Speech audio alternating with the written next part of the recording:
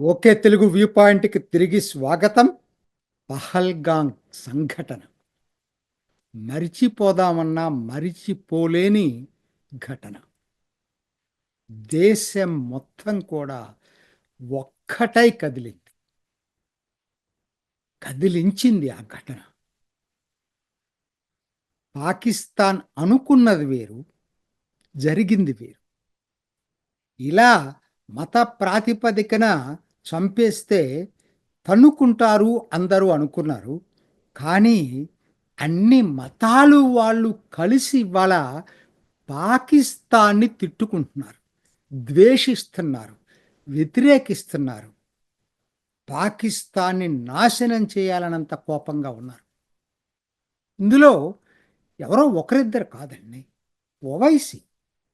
మరి రాజకీయంగా అతనితోటి విభేదించొచ్చు మనం. కానీ ఈ సంఘటనలో ఓవైసీ పాత్రని అభినందించక తప్పదు. నిన్నటికి నిన్న ఇండియా టుడేలో రాజ్‌దీప్ సర్దేశాయ్ ఇతని ద్వారా ప్రొవోక్ చేయాలని చెప్పి చూశాడు. కొన్ని ప్రశ్నలు అటువంటివి వేశాడు. అయినా కూడా ప్రొవోక్ కాకుండా కేవలం పాకిస్తాన్ మీదనే కాన్సంట్రేట్ చేశాడు. కాశ్మీర్‌లో కాశ్మీరీలు అందరూ నిరసన ప్రదర్శనలు చేస్తున్నారు పాకిస్తాన్‌కి వ్యతిరేకంగా. అసెంబ్లీలో అయితే ఒమర్ అబ్దుల్లా ముఖ్యమంత్రి అయితే అసలు ఆకట్టుకుంది ఆయన మాట్లాడింది నాకైతే. చాలా బాగా మాట్లాడాడు. రాష్ట్ర ప్రతిపత్తి కూడా అడగనన్నాడు ఈ టైంలో. ఏ మొహం పెట్టుకొని అడుగుతాను. టూరిస్టులు రమ్మని చెప్పాను. వాళ్ళ ప్రాణాలను కాపాడలేకపోయాను. నిజంగా అలా ఇవాళ ప్రతి ఒక్కరూ ఒక్కటయ్యి ఇవాళ పాకిస్తాన్‌ని నిలదీస్తున్నారు. పాకిస్తాన్ మీద ఏదో విధంగా చర్య తీసుకోమని అడుగుతున్నారు. నిందితులకు న్యాయం జరగాలి అంటే పాకిస్తాన్ శిక్షించాలని కోరుకుంటున్నారు. ఇంతగా ఒకటవుతారని పాకిస్తాన్ అనుకోలా. దీని ద్వారా విభేదాలు సృష్టించాలని అనుకుంది. మత ప్రాతిపదిక చంపి. కానీ ప్రజలు చాలా తెలివైన వాళ్ళు. దేశభక్తి. దేశం ముందు తర్వాతన ఏదైనా కూడా. కానీ ఒకే ఒక్క పార్టీ అండి. కాంగ్రెస్ పార్టీకి ఏమైందో తెలీదు. జరిగిన తర్వాత రాబర్ట్ వాద్రా మాట్లాడింది వింటే రక్తం మరిగిపోతుంది. సరే, విదేశాల్లో ఉన్న రాహుల్ గాంధీ వచ్చి దాన్ని డ్యామేజ్ కంట్రోల్ చేయటానికి అన్‌కండిషనల్ మద్దతిస్తా ఉన్నాడు. ఆహ్వానించదగ్గ విషయం. ఈ విషయంలో రాజకీయాలు అవసరం లేదు. వెంటనే మరుసటి రోజే కర్ణాటక ముఖ్యమంత్రి ఎవడో అల్లాటప్పటి లీడర్ కాదు కదా! సిద్ధరామయ్య మాట్లాడిందింటే మళ్ళా రక్తం మరిగిపోతా ఉంది. ఆ తర్వాత జమ్మూ కాశ్మీర్ ప్రదేశ్ కాంగ్రెస్ అధ్యక్షుడు కర్రా మాట్లాడింది వినండి. అంతకన్నా దారుణంగా సోజ్ వాళ్ళ కాంగ్రెస్ నాయకుడు కాశ్మీర్‌లో. ఒకరు కాదండి ఇలా చెప్పుకుంటూ పోతే కాంగ్రెస్‌లో ఇలా మాట. ఏమిటి ఇది? మరి మల్లికార్జున్ ఖార్గే మధ్యలో ఈ ప్రమాదాన్ని డ్యామేజ్ ఎక్కువైపోతుందని చెప్పి గుర్తించేసి ఎవరో మాట్లాడటానికి లేదని గ్యాగ్ ఆర్డర్ పాస్ చేశాడు. అయినా ఆగట్లేదు. అయినా జరుగుతున్నాయి మళ్ళా. ఏమైంది కాంగ్రెస్‌కి? ఎందుకు ఇలా నాయకులు రోజుకొకటి మాట్లాడుతున్నారు? ఓవైసీకున్న ఇంగిత జ్ఞానం వీళ్ళకి లేదా? ఓవైసీకి ఏమన్నా మోడీ మీద ప్రేమ? కాశ్మీరీలకున్న ఇంగిత జ్ఞానం వీళ్ళకి లేదా? కాంగ్రెస్ వాళ్ళకి? సెక్యులరిజం పేరుతోటి మోడీని దూషించటమే పనా? ఇప్పుడు ఈ టైంలో కూడా? అసలు జరుగుతున్నదేంటి? వాళ్ళు మాట్లాడి ఎంత దారుణాతి దారుణమండి. నిన్న కాంగ్రెస్ పార్టీ అధికారిక సోషల్ మీడియా రిలీజ్ చేసిన కార్టూన్ చూస్తే రక్తం మరిగిపోవటం కాదు. అసలు ఆళ్ళని పట్టుకొని శిక్షించాల్సిన నేను అనకూడదు గానీ కోపమొచ్చేస్తుంది అంతగా. ఎందుకనంటే ఏంటండి? శిరస్సు లేని మోడీ ఫోటో ఏస్తారా? కార్టూన్ ఏస్తారా? అంతకుముందు రోజే లండన్‌లో బ్రిటిష్ పాకిస్తాన్ హై కమిషనర్‌కి ఎదురుగా నిరసన ప్రదర్శనలు భారతీయులు చేసినప్పుడు, పాకిస్తాన్ ఆర్మీ అటాచీ అక్కడ ఉన్న కల్నలు అతను ఇదే చేశాడు. "మీ తల నరికేస్తాం" అని చెప్పి సైగలు చేశాడు. అది అందరూ వ్యతిరేకించారు. సభ్యదేశం తప్పని చెప్పింది. అయినా వాళ్ళ నైజం అది, పాకిస్తానీల నైజం అది. ఆ మరుసటి రోజు మోడీ కార్టూను తల లేకుండా ఏంటది గాయబ్బట మోడీ. ఎక్కడికెళ్ళాడండి మోడీ? మోడీ 24/7 ఆయనేం లేజర్ తీసుకోడుగా, రాహుల్ గాంధీ లాగా విదేశాలకెళ్ళి పనుకోడు కదా ఆయన.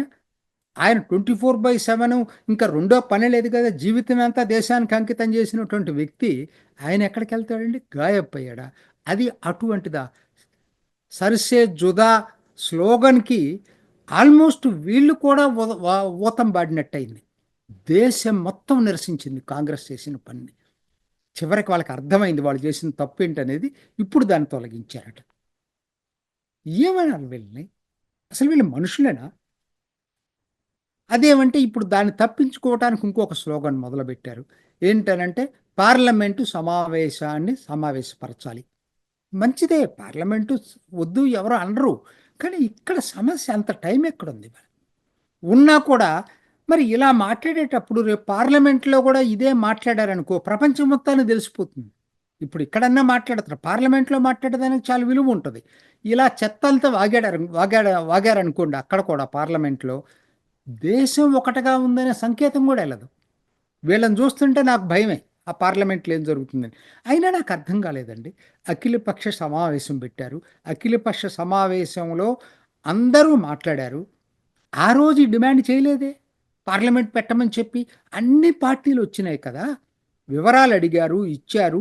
మేము సంపూర్ణ మద్దతు ప్రకటిస్తున్నామని రాహుల్ గాంధీ, మల్లికార్జున ఖార్గే బయటకు వచ్చి చెప్పారు. ఇప్పుడు ఎందుకు పార్లమెంట్ అవసరం వచ్చింది? అవసరమైతే ఖచ్చితంగా పిలుస్తుంది ప్రభుత్వం.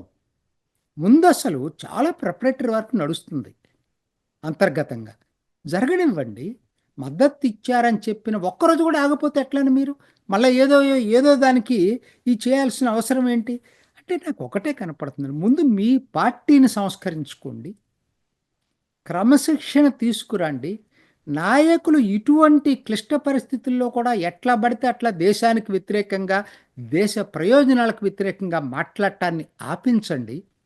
ఆ తర్వాత ఏదైనా చెప్పండి మీరు. ముందు నైతిక విలువలు పాటించండి మీరు. మీ నాయకులని ఒక్కరినైనా సస్పెండ్ చేయండి. కనీసం మిగతా వాళ్ళు మాట్లాడకుండా ఉంటారు ఇట్లా మాట్లాడే వాళ్ళని. నేను చెప్పేది అది, ఓవైసీకి ఉన్నటువంటి ఇంగిత జ్ఞానం కూడా కాంగ్రెస్కు లేదా? ఎక్కడికి వెళ్తుందండి కాంగ్రెస్? స్వీయ నాశనాన్ని కొని తెచ్చుకుంటుంది. ఎవరు ఆపగలరు? ఇంతటి విపరీత బుద్ధులు ఉన్నటువంటి నాయకులు ఉన్నటువంటి కాంగ్రెస్ని ఎవరు ఆపగలరు ఇటువంటి పరిస్థితి నుంచి?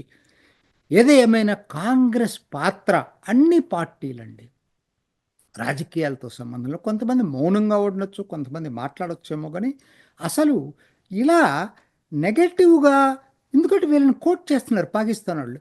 సిద్ధరామయ్యది కోట్ చేశారు, ఇంకా మిగతా వాళ్ళని కోట్ చేశారు పాకిస్తాన్ వాళ్ళు. చూసారా వాళ్ళ అభినందనీయులు? వాళ్ళకి ఇప్పుడు పాకిస్తాన్లో మంచి మార్కులు ఇస్తున్నారు కాంగ్రెస్ నాయకులకి. ఎక్కడికి వెళ్తుందండి కాంగ్రెస్? ఎటువంటి కాంగ్రెస్? స్వాతంత్రం స్వాతంత్రం మేము తెచ్చామని చెప్పుకునేటువంటి కాంగ్రెస్సు ఇవాళ ఈ స్థాయికి దిగజారిపోవటం నిజంగా విచారంగా ఉంది చూడటానికి. మిగతా ఎన్నైనా రాజకీయాలు చేసుకోండి, ఇది అందరం ఒక్కటయ్యి పాకిస్తాన్కు వ్యతిరేకంగా నిలబడాల్సినటువంటి టైంలో కాంగ్రెస్ పాత్ర గర్హనీయం. దీనికి తగిన శాస్తి జనమే చెప్తారు. ఇది ఈనాటి ఓకే తెలుగు వ్యూ పాయింట్. మరొక ఎపిసోడ్లో మళ్ళీ కలుసుకుందాం. నమస్తే. చూసారు కదండి, మరి ఈ వీడియో కనుక మీకు నచ్చినట్లయితే ఒక లైక్ కొట్టేసి మీ అభిప్రాయాన్ని కూడా కామెంట్ బాక్స్లో తెలియజేస్తూ ఇలాంటి ఇంట్రెస్టింగ్ అప్డేట్స్ కోసం మా ఛానల్ని సబ్స్క్రైబ్ చేసుకోండి.